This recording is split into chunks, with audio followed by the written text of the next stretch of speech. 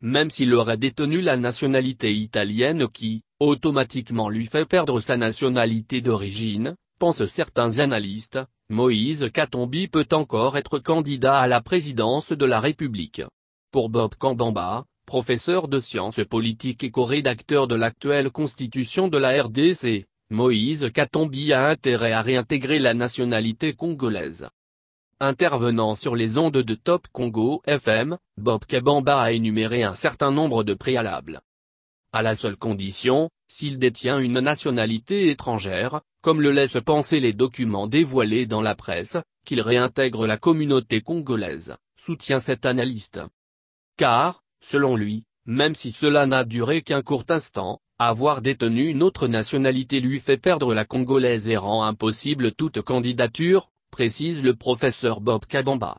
Pour ce dernier, les partisans et adversaires de Moïse Katumbi auront beau faire montre d'ingéniosité, s'il a contracté en 2000 la nationalité italienne, aucun acte ne démontre à ce jour qu'il a recouvré la congolaise qu'il aurait perdue automatiquement, conformément à la loi. Élu et réélu gouverneur de la province du Katanga, Moïse Katumbi aurait détenu la nationalité italienne pendant ses 2 mandats.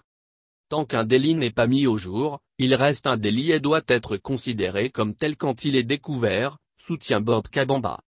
Pour lui, les soutiens de Katumbi feraient mieux, s'il est encore temps, de lui conseiller de profiter du moratoire évoqué par la première législature de l'Assemblée nationale, 2007-2012, et de réintégrer la communauté congolaise.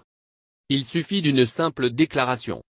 Car, détenteur de la nationalité d'origine du fait de ses origines, comme l'attestent même certains chefs coutumiers, Moïse Katumbi appartient au groupe ethnique et nationalité dont les personnes et le territoire constituaient ce qui est devenu le Congo article 6. Selon l'article 32 du Code de la nationalité, tout Congolais d'origine, qui a perdu sa nationalité, peut la recouvrer par déclaration, doit avoir conservé ou acquis avec la RDC des liens manifestes, notamment d'ordre culturel, professionnel, économique, sentimental ou familial. Il redeviendrait congolais le jour de l'enregistrement de la déclaration auprès du ministre de la Justice. D'autres implications. Cette déclaration, indique Bob Kabamba, impliquera automatiquement un aveu de dissimulation de faits majeurs.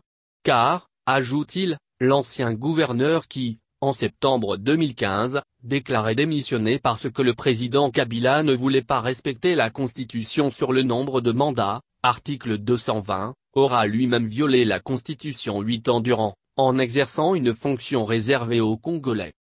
La nationalité congolaise est une et exclusive. Elle ne peut être détenue concurremment avec aucune autre, selon l'article 10 de la Constitution.